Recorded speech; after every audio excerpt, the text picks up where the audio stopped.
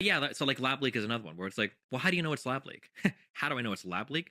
Because Fauci lied and Hunter Biden laptop, and it's like, okay, come on, you haven't engaged with it at all. There's really interesting research that shows there's a really strong study that shows that there's like a high degree of certainty that it came from the wet markets. In this video, Destiny engages in a conversation with Lex Fridman on the Lex Fridman Podcast. During the discussion, Destiny makes some outrageous assumptions about Joe Rogan's audience.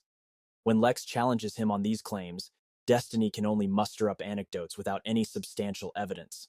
Let's witness Lex Fridman decisively dismantle Destiny's flawed argument with one straightforward question. I think there are good conversations to be had about a lot of stuff related to how we handled the coronavirus. You know, were lockdowns effective? Was there enough data to support the huge measures we took? You know, why didn't we have the option to show I was infected a month ago? Why do I need to be vaccinated? Why wasn't that option ever a thing in the United States? I don't think it was.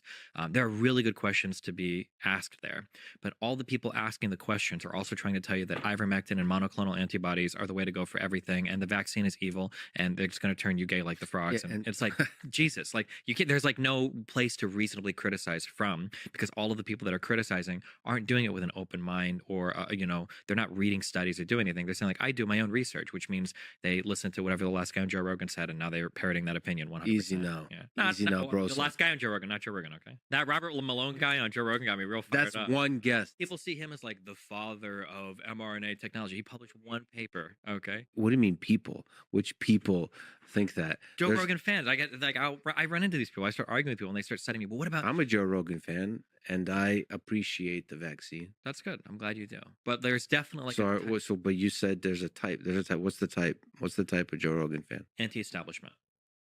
I think that's not Joe Rogan. That's a general public discourse. There's a default anti-establishment on the right and the left. That's the default easy thing to go to. I think Joe Rogan fans are definitely a certain type of anti-establishment, though. Like I could guess the Joe Rogan fan. Like if I were to do general population versus Joe Rogan fan, who do you think is more likely to be anti-vaccine? Do you have data on this? Or are you just guessing?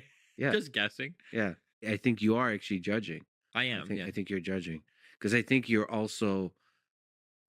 The beautiful thing about podcasting, this could be similar to streaming, is there's a large number of people that just listen. Like, what does it mean to be a Joe Rogan fan? I don't think you just listen. I think people listen and absorb the information. I would say that the Joe Rogan fan base is as divided in the vaccine as the general public. Gotcha. Man, I'm going to look for polling data on that. I'm sure somebody's got to have done it out there, but no. But you're basically revealing the fact they have no data. You're using your own judgment, for sure, based on how he's had conversations about how his experience with the coronavirus, and then based on the guests that have come on that have talked and echoed a lot of like anti-vax talking points and been completely unchallenged, and then based on statements he's made about like myocarditis and the vaccine and everything as well. Yeah. So it's the level of challenge or not that he's doing. Mm-hmm. Well, yeah, and then what his true positions are, and then the types of guests he typically chooses to bring on to talk about the vaccines. Yeah. Okay, but that represents somehow a deep anti-establishment feeling versus just the vaccine. I mean, I've seen the vaccine and other things being a thing that broke people. I think all the coronavirus, that whole 1 or 2 years broke a lot of people. There's a lot of emotion, and the emotion quickly solidified into an opinion. I've never encountered such a masterclass in projection. It's fascinating how everything he claims about others really reveals his own tendencies. He's convinced that anyone who disagrees with him simply hasn't done their homework and just tunes into Joe Rogan. Honest discussions seem to be off the table for him. He truly believes he's the sole seeker of truth. Take the example of doctors prescribing ivermectin for COVID. His opinion is that only viewpoints mirroring his own hold any weight. Personally, I'm not against vaccines, but I felt confident skipping the vaccine based on my own research. I think the vaccine is most beneficial for older adults, or those juggling multiple health concerns. In the end, he sees himself as the brightest bulb in the room, dismissing anyone who disagrees as uninformed. All right, let's dive back into the video. Almost had nothing to do with like thinking through and updating your knowledge and so on. You just made up your mind. Yeah, but I think a lot of it comes from that anti-establishment place. Like what the vaccine represents the ultimate of establishment. It was a huge private company backed by a huge public government, and there's Fauci, and there's Biden, and there's Pfizer, and there's all these countries locking us up in our homes, telling us to do a thing. Like the vaccine was like the ultimate like submission tool to like show you that the government owns you. Not only do you have to get injected once, it's a series, and then you got to get boosters, and it's like they're trying to keep you under their thumb, and that's the control. I feel like that vaccine became like the ultimate rallying cry between like, do you support? Are you a sellout that is going to believe whatever the government tells the sheep to take, or are you going to be like the guy that stands against the crowd and gets fired from his job and pulls his kids from school because they're not going to let the evil Fauci medicine, jab them in the arm? And the funny thing is, the crowd that stands against the institution is not larger than the crowd of sheep. There's like one sheep standing there. Sure, yeah, or it feels that way sometimes. One vaccinated sheep. Well, okay. What's the defense of institutions? How do you regain the trust of institutions? Like, first of all, do you think that there's ways in which WHO, CDC failed? And do you think there's criticism towards Pfizer and the big pharma companies that's deserved? Damn, there's the pharma companies. I'm not sure. For CDC and WHO, so here's a criticism that I have of all of academia, and I feel it's stronger and stronger every day. I don't think it's enough to be a researcher or to be correct about issues. Academia needs to increase its ability to communicate. It is just an unbelievable, unmitigated failure that academics are unwilling to wade into the complicated topics that exist today because other people are, First you call me spineless, and then you call me a bad communicator. But no, look, you're here, you're doing it, so you get props from me, okay? Good job. That motherfucker. But there are like so many, but I'm sure that you must have heard another fellow academic, a fellow colleague, express some amount of frustration about, like, in their specific discipline, they know something to be true, and they know that, like, a lot of the messaging is, like, wrong or bad in the public about it, but they're never going to step out and say anything because either one, they're very measured and careful with their take, which they feel is incompatible with what people want to hear, or two, they're really worried that they might be incorrect, so they're going to be cautious while everybody else is going out and like hardcore. And they also don't have the support of institutions for them to go out on a limb. Yeah, that too. So like to take risks. For example, I've heard that with lab leak theory.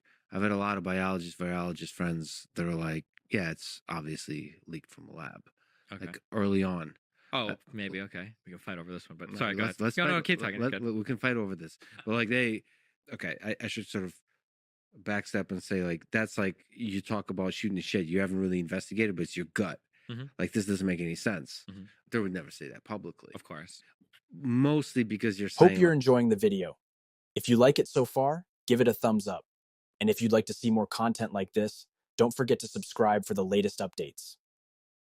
Like, what they would all say is like, we want to see data. Yeah, which would be good, which is fine. So they're going with like this is too many coincidences in the same place. That's the logic. But they don't want to say anything because there's no data. You need to have evidence. You need to have actual evidence to say one way or the other.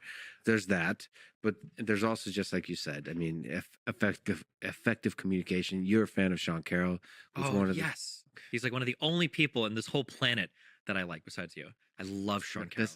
Anytime Sean Carroll is brought up as evidence, there's a smile that comes over your face. I love of like joy, of like a little kid thinking about Santa Claus. Okay, I love Sean Carroll too. People should listen to this podcast. I love Sean Carroll because I hate this divide between like you're either STEM or you're like philosophy, arts, and all that other stuff, and the two worlds can never cross. And I love that he was so good at physics, but like explores and pays attention to all of the like sociological stuff too. It's so rare to find that quality in a person. He's legit one of the really, really, really special minds. But you don't have to be a Sean Carroll. You can be just a little better at educating. Another person in the medical and the health space is somebody named Andrew Huberman, a friend of mine from Stanford. He's an incredible educator. Mm-hmm. There's the kind of process in science they usually call like review or survey papers, where you basically summarize all that's going on, integrate it, and like draw wisdom from it, and also project like where's the discipline headed.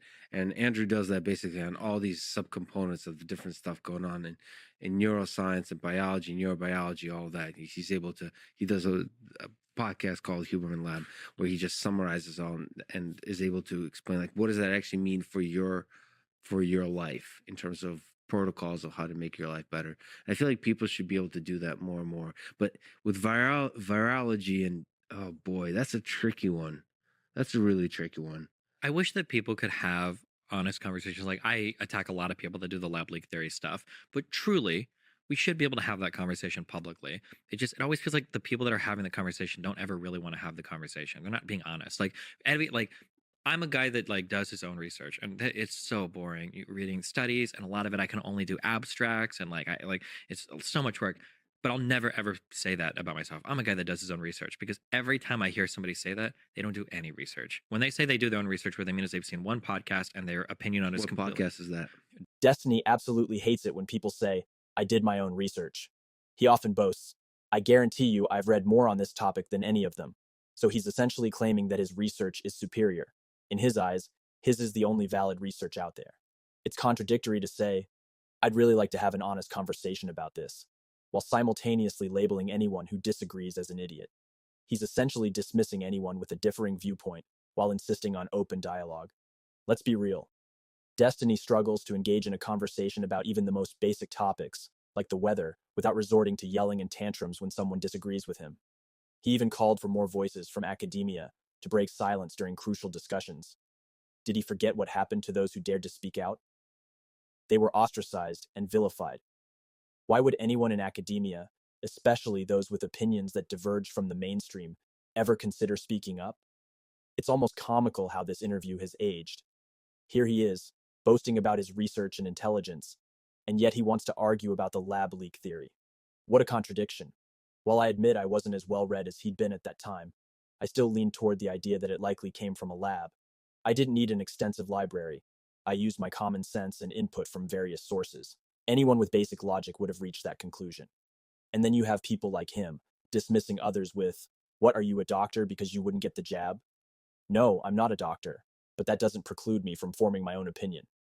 When Robert Malone appeared on Joe Rogan, his comments clearly struck a nerve with Destiny. He claims he wants more people to express their views, but as soon as someone counters his beliefs, he undermines their credibility. Are we seriously supposed to believe that Malone, with his background, isn't more qualified to discuss these issues than Destiny? Destiny always demands evidence, yet his arguments are steeped in anecdotes. He follows the same pattern as David Pakman. They both pick and choose when they want to consider data, studies, or evidence based on what fits their narrative. It's time to call out this hypocrisy. Let's wrap up the video and recognize the inconsistency here. Not mine, because it was mine. I wouldn't be criticizing anything they say.